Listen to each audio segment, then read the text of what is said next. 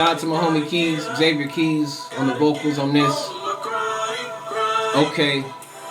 Honestly, they couldn't stop me if they wanted to. Gotta get up, go out and get it, and that's what I'm gonna do. I've been focused, I'm not hungry. Yo, I'm starving, dude. Grind mode with my team, we making these power moves. Honestly, they couldn't stop me if they wanted to. Gotta get up, go out and get it, and that's what I'm gonna do. I've been focused, I'm not hungry. Yo, I'm starving, dude. In grind mode with my team, we making these power moves. Cause I ain't got no time to be wasting with all this music I'm making. Man, I'm tired of being impatient, so I keep making these moves here with my crew. Vow to myself to always stay true, so I don't care what nobody else do. I know why. Like an erection, bumps in the road, but nah, I ain't stressing. I don't work out, but homie, I'm flexing. Every time I get on the beat and I bless it. Rise and shine, and I never let another come and stop my grind. Cause I grind all night at the gig, no lie. Then it's back in the booth for some overtime. Come on. Nope. Shout out to Miss Alma Ramos. Shout out to Miss B.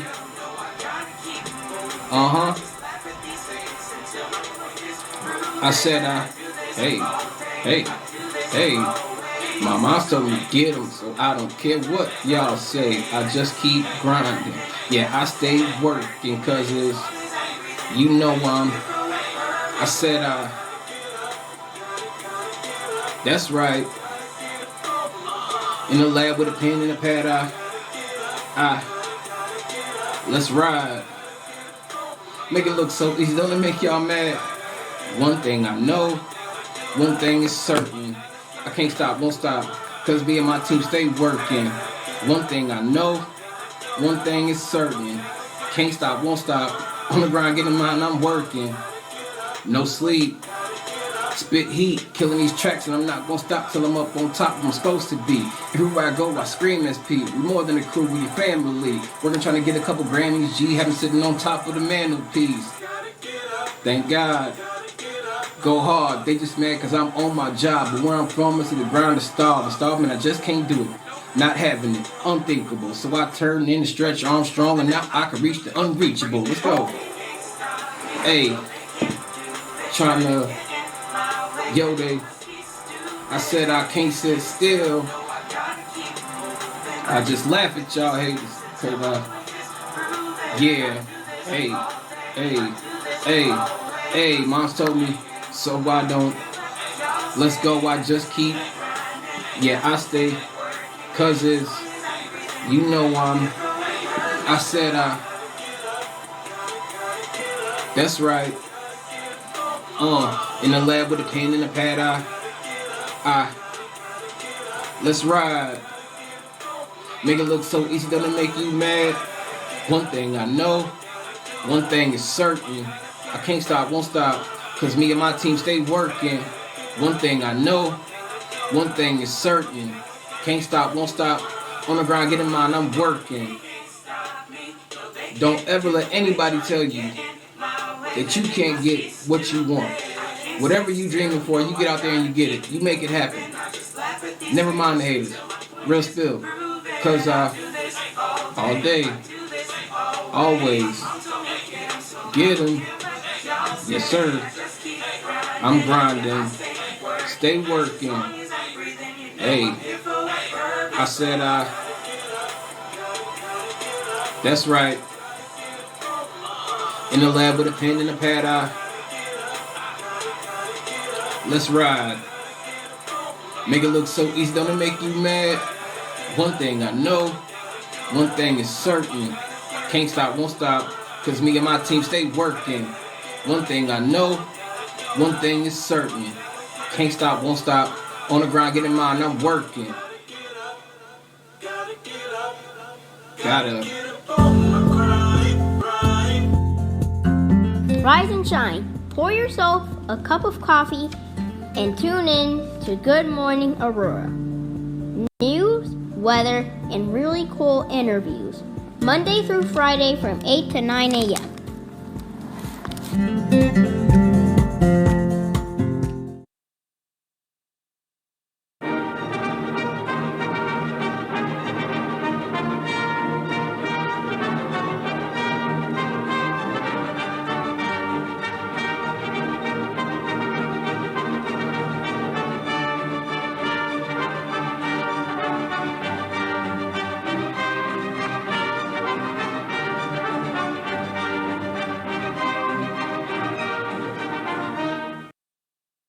morning, Aurora. Good morning, Aurora. Good morning, Aurora. The time is 8 o'clock on the nose. 8 a.m.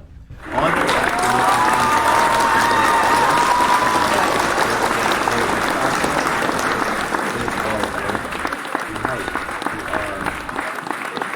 We are hyped. Ladies and gentlemen, it's Friday.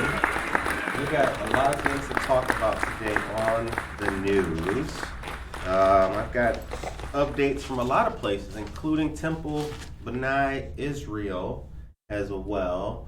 We'll start off with that actually. Wednesday the 27th, 5:30 p.m. will be the Yom HaShoah Holocaust Memorial Service. That'll be at the Millennium Plaza Gazebo, Gulp Avenue, where the Easter Bunny celebration took place at. Come on out there, check it out, learn from our friends of Temple, Benai, Israel. And once again, it's going to be the 27th, which is April 27th, which is a Wednesday at 5:30 p.m.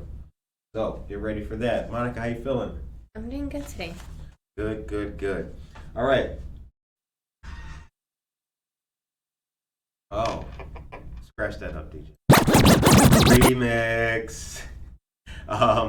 I have news about a TIF district being created for that $70 million apartment complex. You guys remember that apartment complex, of course.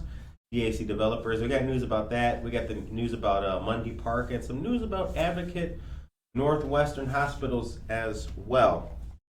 Yesterday, you will have heard some news that came out of the City Council. There was a delay on a vote for summer youth program contracts due to the lack of sites on the east side, or rather east side sites. The contract was for $194,000 with cities and schools to handle the programs for youths and East Aurora School District 131, West 129, Oswego 308, and IPSD 204. Alderwomen Wani Garza and Alderwoman Shakita Hart Burns put the hold on the contract because, quote, all of the programs are going to be on the west side or in Oswego. It's unfair. Our kids need it, close quote.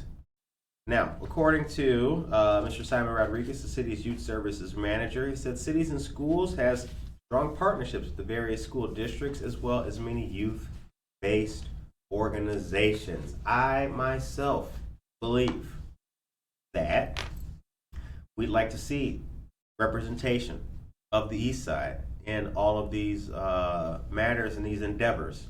So I do like the poll to make sure that we get on the bandwagon here. But think about this. Most of the time when we have a hold, it's for things that aren't youth related. I don't hear that too much. And most things pass, especially on the consent agenda with the city council. So I'm glad that they put the small kibosh and weight on things, but it is going to come. Definitely these programs are going to get approved. That'll happen.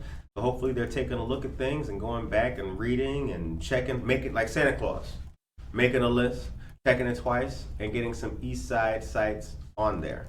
All right. Mayor Irvin indicated there had been a location on the east side, but it fell through.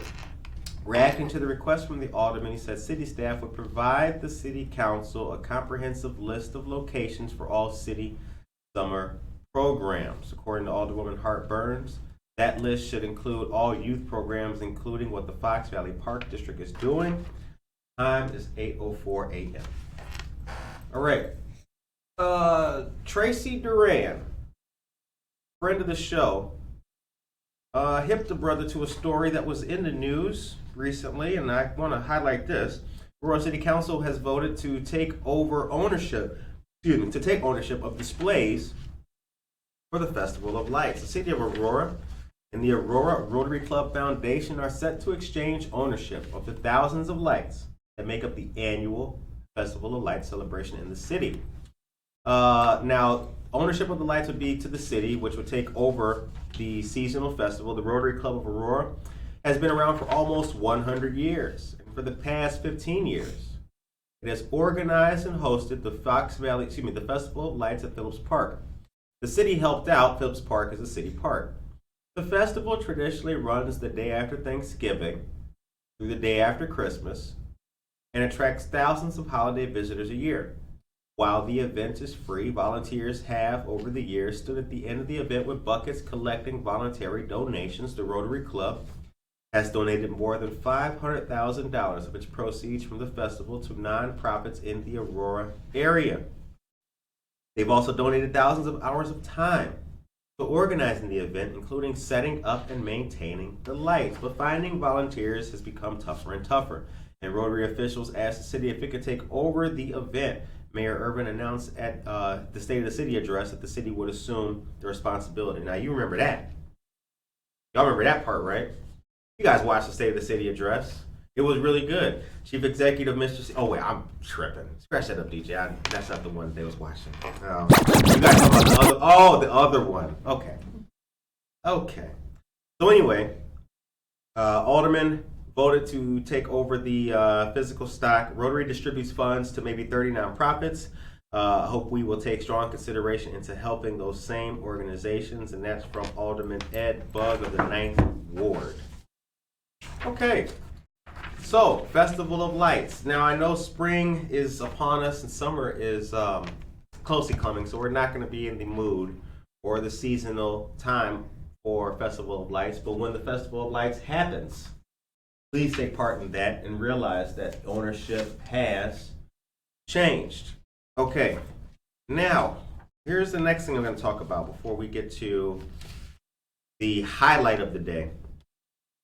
The second annual Southwest Airlines MDW Tech Ops Charity Golf Tournament is coming up, and it's going to benefit a great group called Caring Patriots. This will be at the Mistwood Golf Club, 1700 West Renwick Road in Romeoville. It'll be Monday, July 18th, 2022. We have a a form for submission and joining as well. But I have the digital version of this too. So regular entry, including green fees, cart, range, balls, and award banquet is $135 a person. And there are sponsorships going up to the whole sponsorship, including company signage, awards, banquet recognition, and frame hole sponsor sign. For more information, if you're a golfer, you can call 773-884-3004. That number again is 773-884-3004. Southwest and Caring Patriots. Get your golf on, ladies and gentlemen. Get your golf on. Okay. How are you guys doing out there today in listener land? I hope that you guys are all doing good. Maria, how are you today? Great, thank you. That's good. That is good. Jennifer Ryan Mason, good morning. Aisha Saxon, TGIF, that's from our friend Marissa Amoni. Marissa, I saw your email. I will answer that email I'll answer it today, my dear friend. Our brother's kind of behind on them emails. Let me tell you what happened very recently. I don't know if you guys know this, but your spam folders, you got to go in there and check your spam folders. You have to go in there. Sometimes if people tag somebody else in or CC another person, even if you talked to them before, like I've noticed that sometimes if they CC a new person that I don't know, hey, it'll go to spam. Like, who is Big Brother? Can they get that right? Google social media, can y'all get that right? That's very depressing. So I got more emails than I actually thought I had. Got to get back to answering those. Anyway, Norma Peterson is here. Good morning, Gams fam. Good morning, good to see you. Tracy Hodges, good morning to you. Karina Suarez Darden, good morning to you, dear friend. And Casildo, good morning to you. Buenos dias, Aurora. May everyone have a blessed Good Friday. Reflect and be the change of tomorrow today. Thank you very much. Where's everybody going for Easter brunch? Where y'all going for Easter brunch? Put that in the chat. Where are you going for Easter brunch? Let us know. The time is 8:09 a.m. Tom Hebert, good morning to you, sir. Okay, today is a special day. We got any baseball fans out there? Any fans of what is known as America's great pastime, the Great American Pastime? Any fans out there? Monica, are you a fan of baseball? I am a fan. See? Good Morning Aurora loves the Great American Game. 75 years ago today, Jackie Robinson debuted as a first baseman with the Brooklyn Dodgers while donning jersey number 42.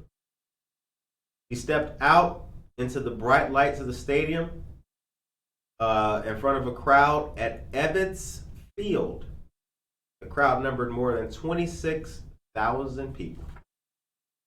Today is the 75-year anniversary of that, and that was the second ascendancy of Jackie Robinson, who was a great man before making that history as the first African American to play baseball in the major leagues.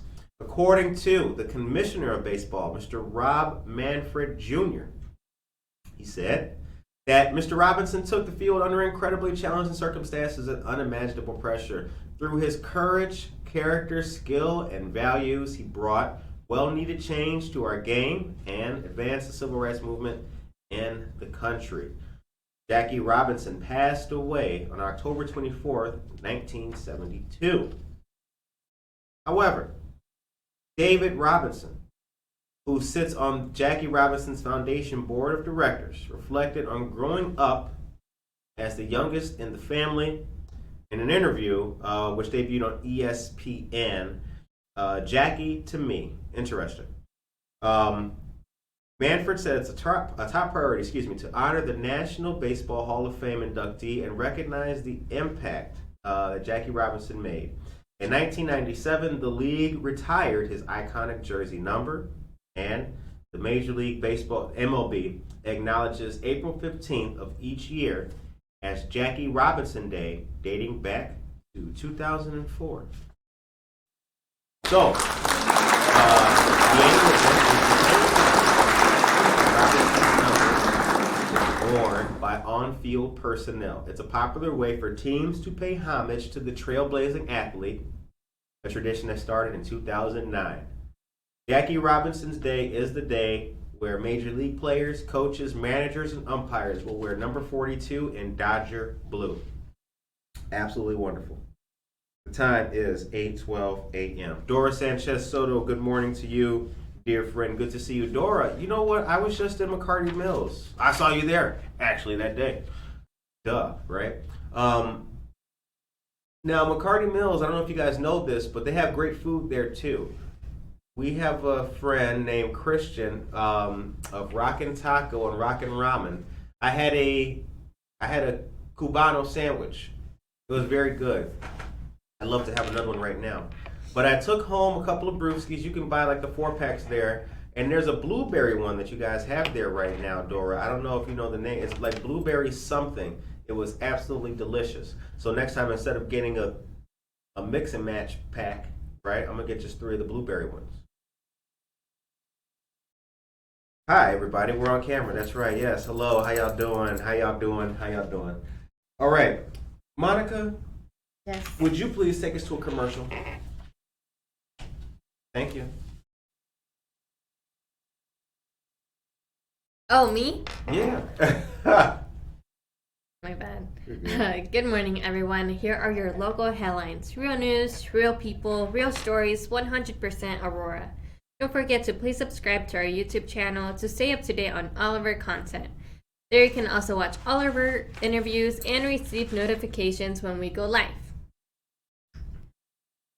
The Veterans Gardening Day is taking place at Marie Wilkinson's Food Pantry on Saturday, May 7th from 11 a.m. to 1 p.m. This will be a long day of honoring the veterans of Illinois.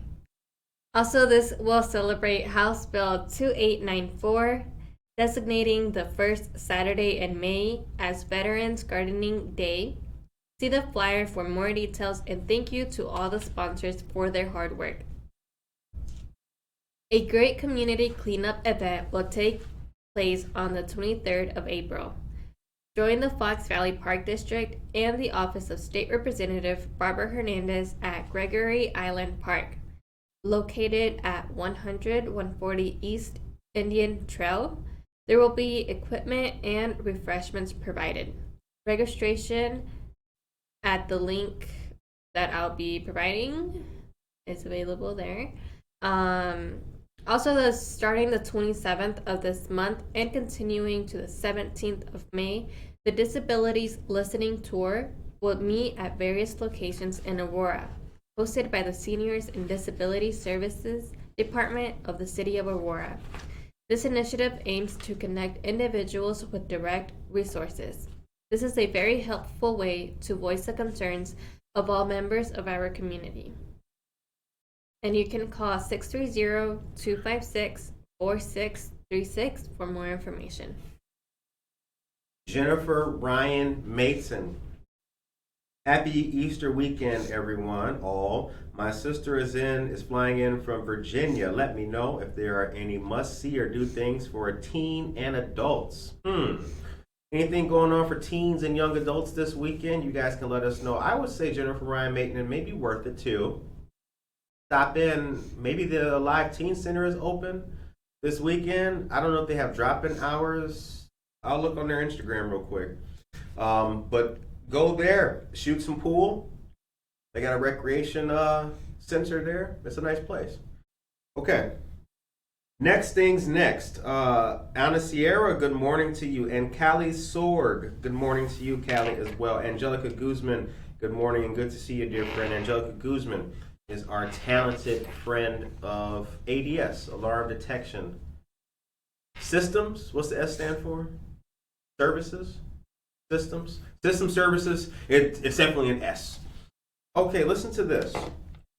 I have more historical news today. The theme, if you've been paying attention, ladies and gentlemen, is one of good, constructive history.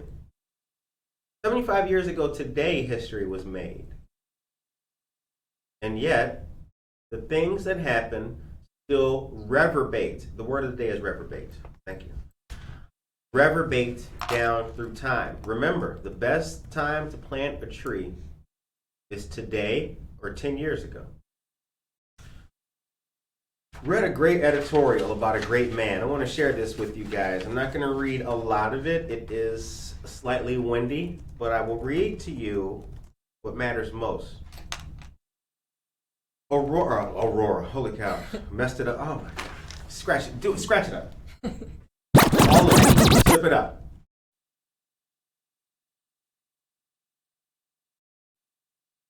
All right. Let's try this again, ladies and gentlemen. Nora Peterson, hello. Systems, thank you very much. Bingo tonight at McCarty Mills and ramen. All right. Here's what I was going to say. Today is also the birthday of the first African American mayor of Chicago, Harold Washington.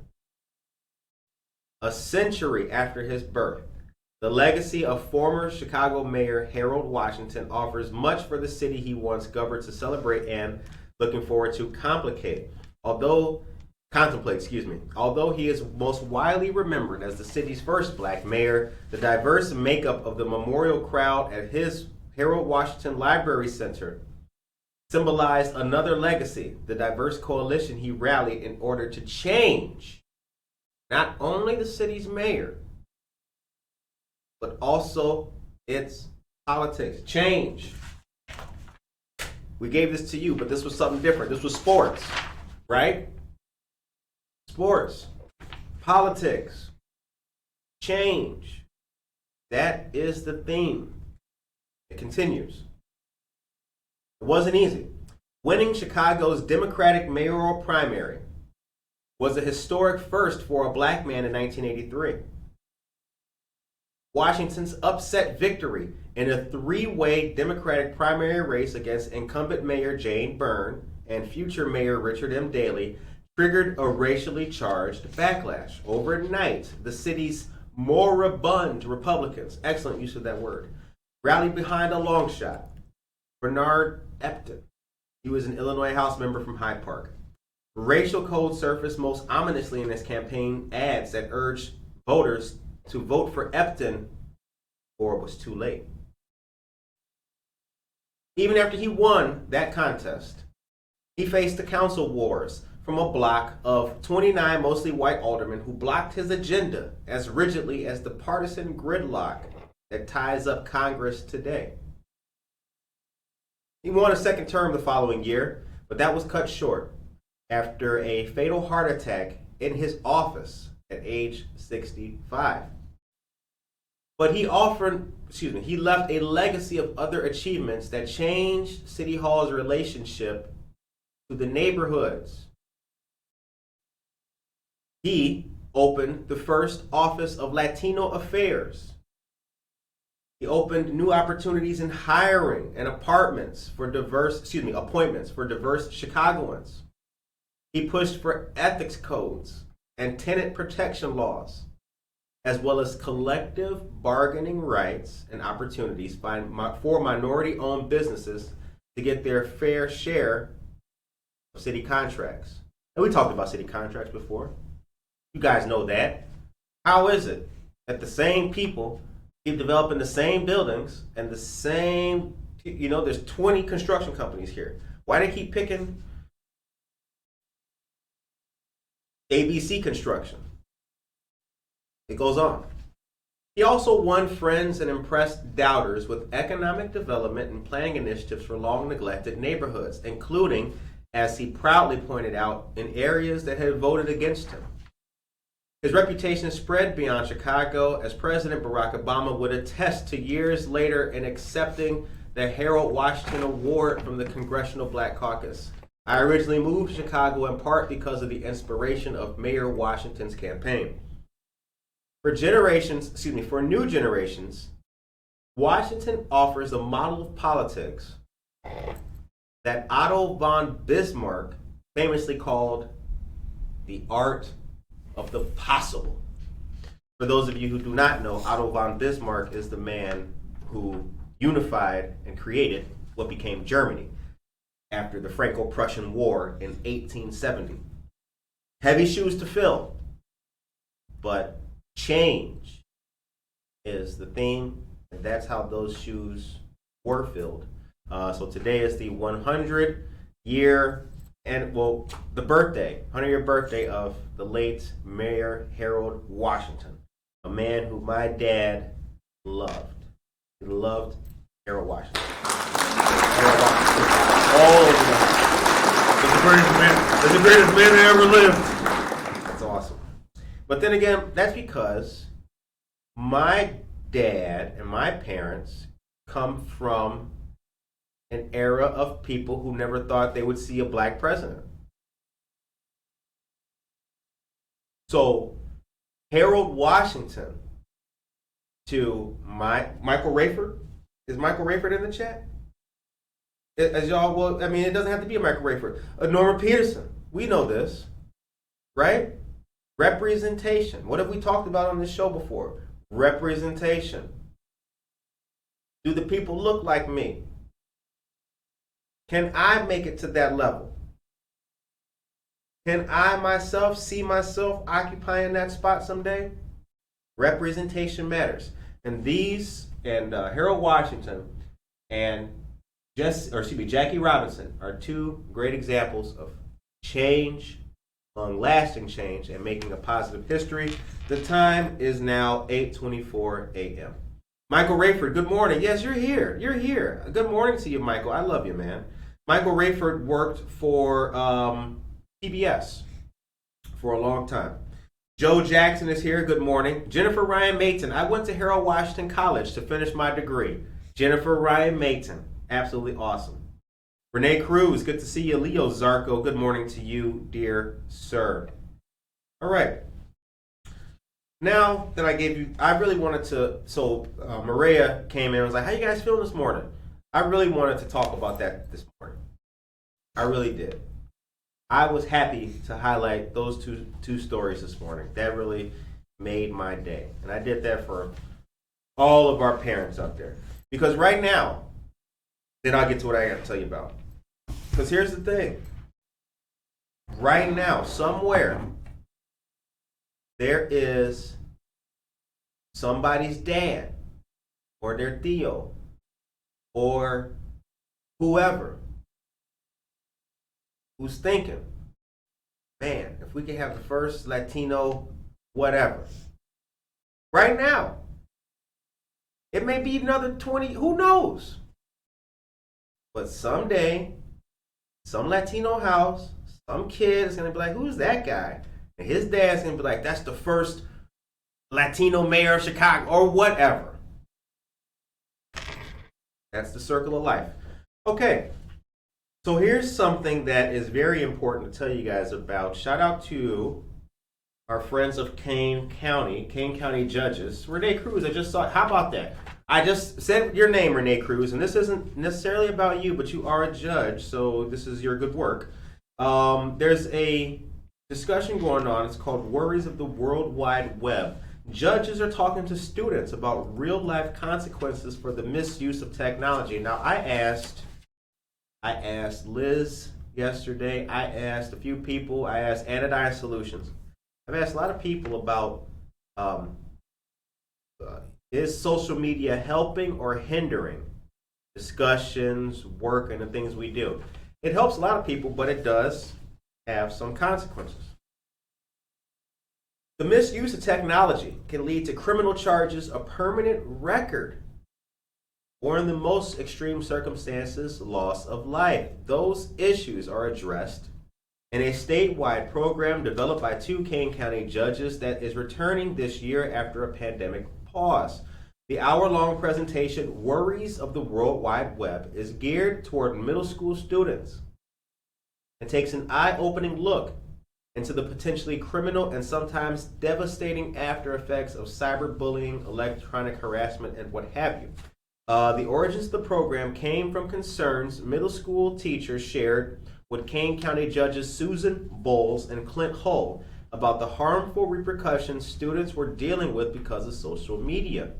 So they wanted to create a narrative with students using real-life examples of what may seem to be private text, pictures, and videos that really weren't.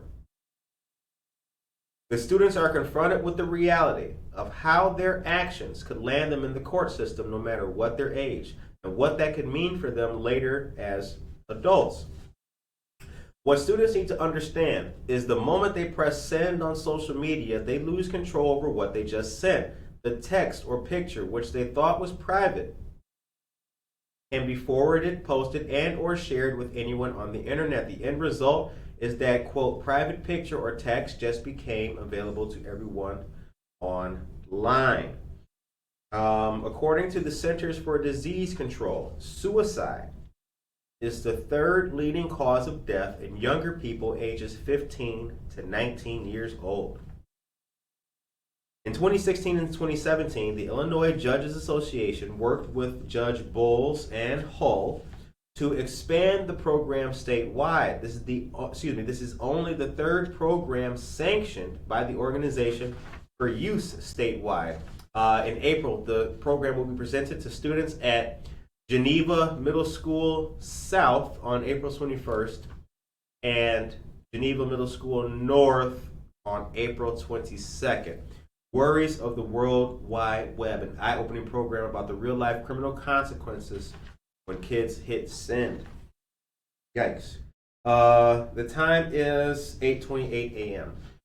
Parents, we got kids out there, and social media is fun, right? They're having a good time, and they see this and look at this video, and they want to make it, but there are people doing bad things online. And some of the traps that exist for young people to fall into are,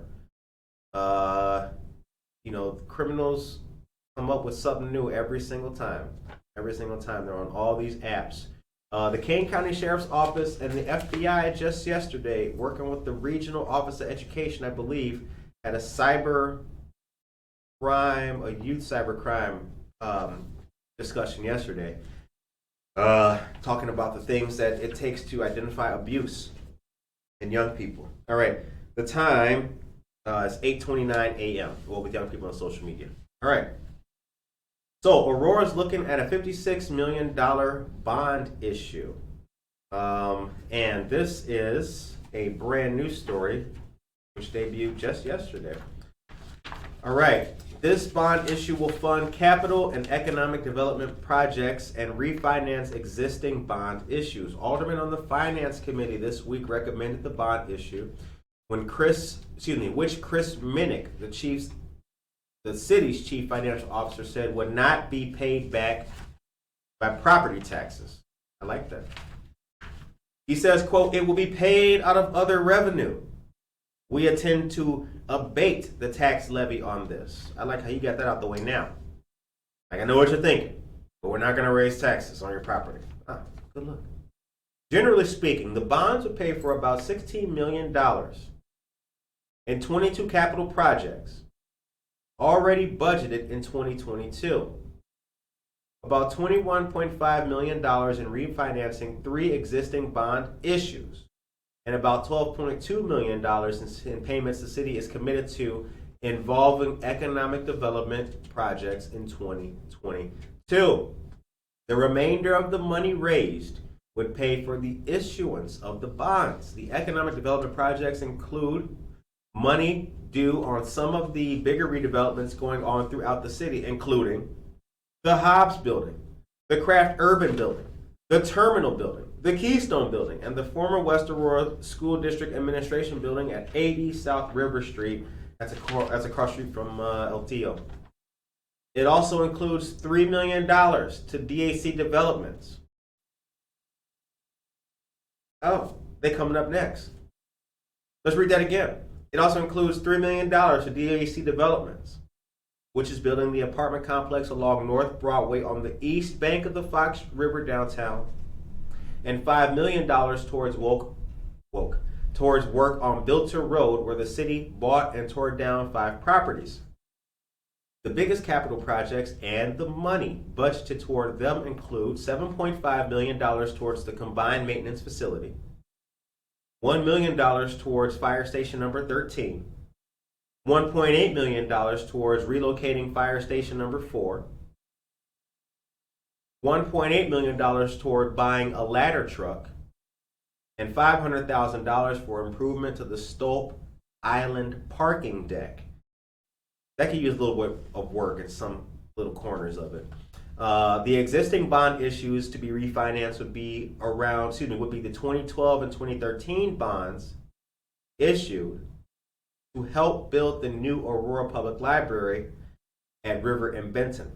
According to Mr. Minnick, the issue would be capped at $56 million, but the city will not know exactly how much it will be until the bonds are actually sold. All right. So we're going to get into more DAC development news. That is the apartment complex that's coming very soon. You guys are familiar with TIF districts. We talked about them ad nauseum on this show. Monica, if you'd be so kind, take us to another commercial. I was like, give you the definition of that? Oh, me, right? All right. Let's see. Thursday, the 28th of April, from 9 a.m. to 3 p.m., there will be another forklift driver certification class hosted by the Kane County Sheriff's Office. This one-day class will be hosted at the Kane County Jail in St. Charles. There is a registration fee of $25 that covers your lunch. And I also read on the flyer that we shared on our social media that this certification is good for 3 years. Mm-hmm. Fox Valley Hands of Hope is now registering participants for the spring session of Family Forest Days. This will take place Saturday, April 30th from 9 a.m. to 3 p.m. and will be held at Leroy Oaks Forest Preserve. For families coping with loss, there will be outdoor activities, lunch will be provided, and you can speak with staff about resources. You can email griefsupport@fvhh.net with any questions. Get ready for the community market. This will be in partnership with the Aurora Pride Parade, taking place June 12th. Do you sell unique items? Well, you can be a vendor. This is brought to us by Indivisible Aurora.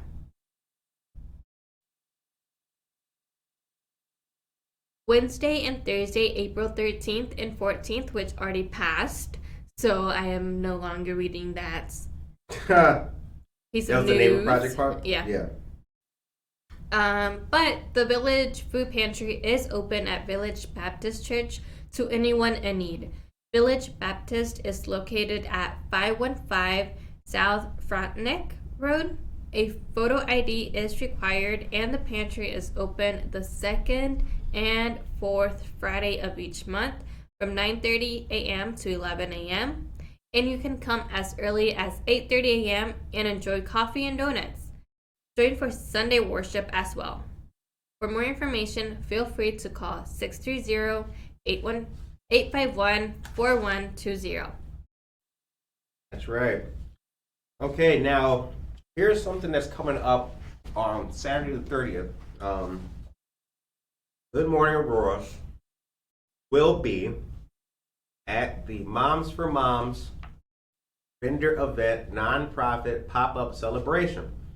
This will be from 8 a.m. to noon at Java Plus. Many vendors will be there. The Avon Company, Beauty is Forever, LLC, Brianna Lynn Photography, Classy Crafty Wife, Norwex, Planned by Francis, Prime Events, Sudsy Bums, LLC, The Creative Soul Sisters, The Juice Plus Company, Earth Karma, Easy Nutrition, Green Compass Global, Victoria Hyla Maldonado, Victorious Editing Services. Once again, that'll be at Java Plus 1677 Montgomery Road here in Aurora. The Moms for Moms nonprofit pop-up celebration. And Good Morning Aurora will be there. We will be in the house. We'll have the camera and all that. And, we will holler at you people. We will see you out there. So come on out, have a cup of coffee there, and get to know us. The time is 8:37 a.m. All right. Here's the next piece. That was the bond issue portion, right? Yes, it was. Okay. All right. So before I get to DAC developers, because they're in the news again, ladies and gentlemen. They're in the news again. I'm going to give you some more incentives on DAC. The venue, Aurora, seeks a new deal for the use of Mundy Park for outdoor concerts. This is an example of, what would I call this? This is an example of getting ahead of the storm now. So here's one of the things about Good Morning Aurora. I don't know if you guys know this, but never do later what you can do now. Just remember that. It's not just a news thing. Try that in life. Today, when you're going to do something, or maybe you're at your little cubicle right there at ComEd, and your boss wants you to do something, you're like, oh man, I'm not trying to. Never do later what you could do now. So, this is interesting. Listen to this. Aurora is looking to again have a deal with the venue to use Mundy Park next door for outdoor concerts. This will be the fourth year the city and the venue, a downtown live music facility, would have such a deal. But this year's arrangement includes fewer outdoor shows to better coordinate other uses for Mundy Park. Mr. Nelson, Mike Nelson, he says that Mundy is more available this year. He was talking to the city's Infrastructure and Technology Committee, which recommended this year's Memorandum of Understanding to the full council. The agreement would have the venue paying a one-time fee of $25 for 4 outdoor events during the summer. Originally, the venue paid a one-time fee of $100 and had more events. Last year, the city cut that down to $10 because of the pandemic. But the venue also had more outdoor events last year because of the pandemic. At times, that caused conflict with events on the Water Street Mall next door. It also caused some organizations to protest that they could not use Mundy Park because it was in use by the venue so much. The venue is in a city-owned building that faces Broadway and the Water Street Mall downtown. The north side is next to Mundy Park, and the facility has a door built into that wall to open up to the park. But Mundy Park is available to any organization in the city through the Special Events Office. Mr. Nelson said, having only 4 outdoor events in the park works out fine for the venue, which found out that it takes a lot of labor and resources to move their equipment in and out of that space. The venue is owned and operated by the not-for-profit Fox Valley Music Foundation. Some of the outdoor events planned for Mundy Park this year include the Blues and Brews Fest on June 10th, 11th, and 12th, and Jazz Festival July 8th, 9th, and 10th. All right. Well, I look forward to being out there in Mundy Park. We done some partying in Mundy Park, haven't we? Mm-hmm. We've been out there hanging. Yes, we have. Some of y'all watching this show right now have been out there with us in Mundy Park. Yeah, you had the tacos that night. You might have been at Bridge Bash. Ha! If you weren't, you missed the shebang. Okay. So, before I get into the new thing that I got to tell you guys about, hold on a second. Let me read this text message. I got a interesting text. Aha. Listen to this. This is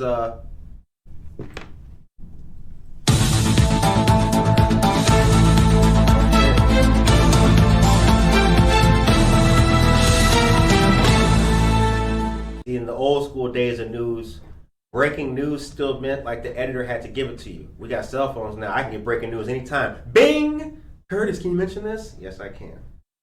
Okay. For the Kids, a children and teen resources event. Jennifer Ryan Mayton, I got your event that you're going to, coming from VA, young people, check this out. This is the Children and Teen Resources event. It will be this Sunday at 11 a.m. at Java Plus. All raffle proceeds will be benefiting Mental Revelations. Snacks and drinks are sponsored by our dear friend Annie Kinsley of State Farm. Spots on the Fox as well as co-sponsoring, and Victoria Hyla Maldonado will be there. This is a great way for parents and kids to come learn about opportunities and services available in the local area.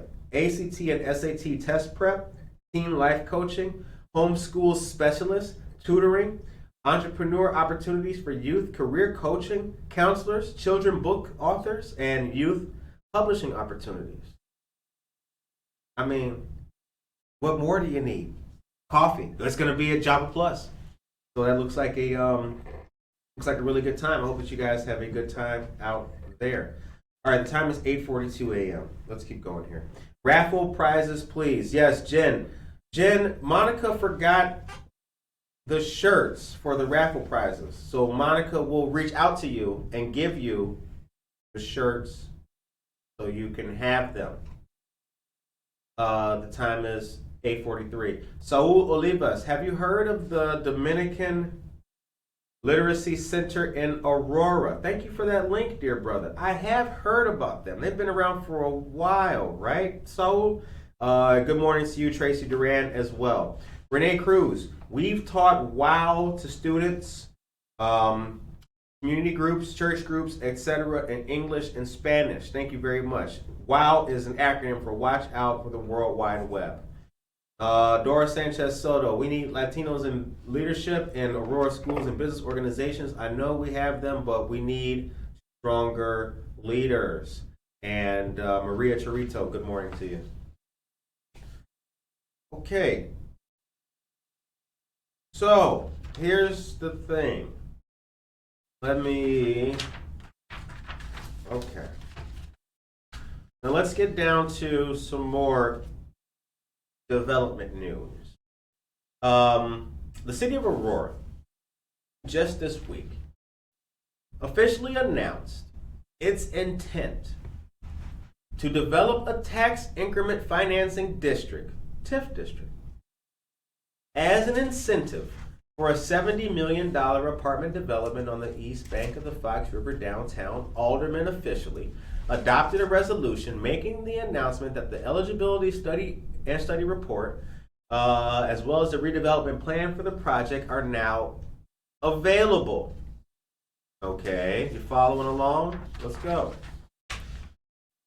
According to Mayor Richard Irvin, quote, "The documents are on file with the city clerk. We are beginning the final process of moving forward with the proposed TIF district," close quote. In addition to the city council action on Tuesday, the city council finance committee yesterday recommended another part of the announcement that should take place officially at the April 26th council meeting. So I said that real slow so that you can pay attention for the April 26th city council meeting. Right? Right. But Curtis, what date is that again? April 26th, baby. Aldermen on the Finance Committee recommended a public hearing and convening of the Joint Review Board for the TIF District. The Joint Review Board is made up of members of all the other taxing districts involved. That board must approve of the TIF district before it can be created. This is the next step toward creation of the TIF district after the first step taken by the full council on Tuesday. Listen very closely. In TIF districts, assessed value is frozen for the purpose of tax collection. And as the value of the property rises, the taxes created by increasing property value goes into a special fund as an increment. That money is used for expenses related to the development. The TIF district, which would have the same boundaries as the development, was proposed by the city as part of an incentive for the project. Called the East River Bend TIF District, it would be part of the 246 unit, $70 million DAC Development LLC project complex, apartment complex project between the East Bank of the Fox River, between Jake's and the Township Building. Currently, parts of the proposed TIF district are within the city's existing TIF district number 1, and other parts are located within the city's TIF district number 6. So they're giving them their own joint. Did you get it? The redevelopment agreement between the city and DAC Developments is to build the apartment building, including a parking structure and various amenities. We talked about some of those amenities. They include a swimming pool on your own floor. That's fly as hell. Mm-hmm. Let me tell you, whoever gets an apartment there, you better be a listener, because I'm bringing the camera to your whole house. Oh, damn, you got what? TV screens on the wall? Everybody got those. Okay. Casildo, Casey Cuevas, good morning to you as well. It continues. Mayor Irvin said this week, the city expects to create the TIF district by this summer. Further steps associated with the creation of the TIF district will include the provision of mailed notices, public notices, a joint review board meeting, and a public hearing, all part of the law. The redevelopment deal with DAC has the city giving about $6.7 million and incentives as part of the project. Creating a TIF district is one of those incentives. DAC Developments is committing about $11 million of its own equity to the project and would secure a $50 million loan.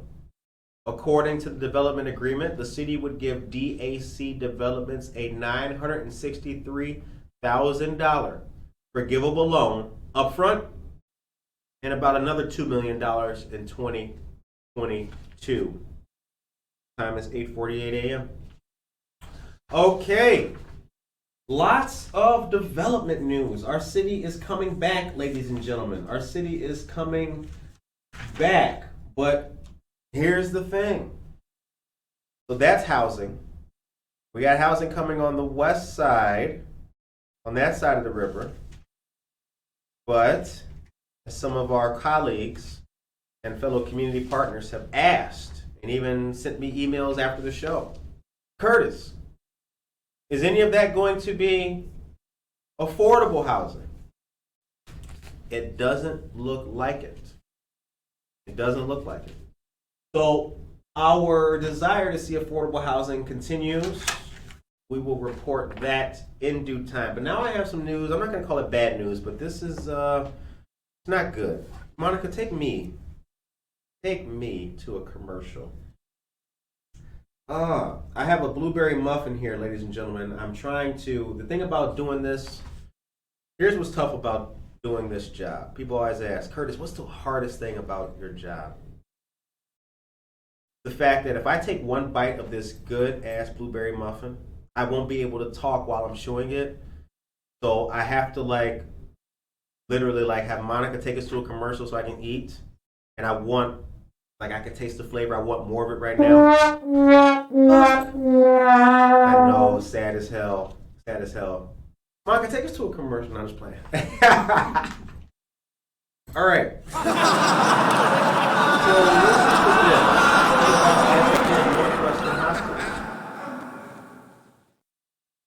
Advocate Aurora Health and Northwestern Medicine rank among the bottom 25 hospital systems in the country when it comes to spending as much on charitable care and their communities as they save through tax exemptions granted to nonprofit hospitals. That's from a new report that's from a new report from the Lown Institute. Both hospital systems criticize the rankings as failing to take into account everything they do to help their communities. The article goes on. Advocate Aurora received an estimated $498 million more in tax exemptions than it spent on charity care and community investment in fiscal year 2019, earning it the 8th lowest spot in the country. Advocate Aurora has 27 hospitals in Illinois and Wisconsin. Northwestern, which has 10 acute care hospitals in Illinois, ranked 14th lowest in the country. Northwestern received an estimated $283 million more in tax exemptions than it spent on charity care and community investment. Nonprofit hospitals receive local, state, and federal tax exemptions, but are also required to report to the IRS each year how much money they spend to benefit their communities. Tax exemptions for nonprofit hospitals have long been a topic of controversy in Illinois and across the country, with some people saying not-for-profit hospitals operate more like businesses and should have to pay taxes. Some people say they need exemptions to provide the best possible care, including to patients who can't pay. Dr. Vikas Saini, president and CEO of Lown Institute, says, quote, "It's an important issue because our nonprofit hospitals really are participants in a social compact. This is now a big business. There are many, many dollars flowing through. It behooves us to understand what the tax exemption is doing, what it's for, and whether it's still a fair dispensation," close quote. Representatives, Advocate Aurora and Northwestern Hospital, however, said the report is flawed. Advocate said in a statement that health equity is one of its top priorities, and its contributions to community charitable care and services rose by more than 16% from 2019 to 2020, up to $2.5 billion. Northwestern spokesman Chris King referred to comments made by American Hospital Association President and CEO Rick Pollack last year when the Lown Institute released a similar report. In those comments, Mr. Pollack noted that an Ernst & Young report done for the Hospital Association found that in 2016, nonprofit hospitals were exempt from an estimated $9 billion in federal taxes and provided an estimated $95 billion in community benefits. Northwestern spent nearly $1.2 billion on community benefits in fiscal year 2020, according to the health system. Now, here's the thing. Until reading this, I was not familiar with the Lown Institute. But what do you guys think about that? Should hospitals pay taxes? I mean, how many of you knew that hospitals weren't paying taxes? Did anybody know that? Did anybody know that $498 billion? That's a lot of money. So for those who did not know, how do you feel now that you do know? For those that did know, what do you think about that? And should hospitals have to pay taxes? I personally think that, I'll defer judgment right now, but I think that hospitals do a great job, and to their point, including taking care of people who don't have insurance. But I don't think you should be applauded for taking care of people just because they don't have insurance.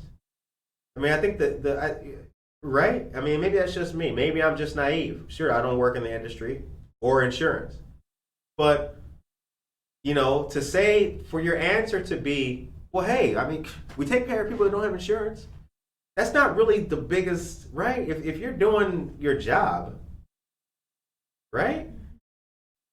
If you shouldn't be congratulated for just doing your job because you take care of people who don't have insurance. But I think the article, what upsets me about the article is that it highlights, I think, how broken the system is. That's what it highlights. Because the report uses information from a Massachusetts-based think tank that is tasked with making this. So their assessment is not wrong. But the bickering back and forth, and they're saying, oh, well, they're not looking at this or they're looking at that, it shows just how broken the system is. So yeah, I think it's an interesting conversation that's going to keep going. What's most striking about it is that our hospitals here in Aurora, or rather the network here in Aurora, would be so low on the scale. I think that's kind of what really sticks out about the article. The article is like 8th and 14th lowest in the country. That's not good. It's like you're the 8th lowest. Oh, okay. So, all right. So I didn't win. I'm number 8 at the way bottom. Thank you. Thank you very much for that. All right, the time is now 8:57 a.m. So, Olivia, I did not know until I read the article. In that case, hospitals should be doing more to help individuals with no insurance and provide more programs in the community. Absolutely. Leo Zarko, have a great weekend to you too, my dear brother. Yeah, interesting information. All right, it's Friday. We have reached the end of the show, just about. Where are we meeting today at 10 a.m.? Treadwell. I hope that you guys have a beautiful and a blessed weekend. I hope that you guys have a great weekend. I hope that you enjoy yourselves. Have a safe day. And we look forward to seeing you guys back here Monday morning. Next week is a big week. Take care of yourself and each other.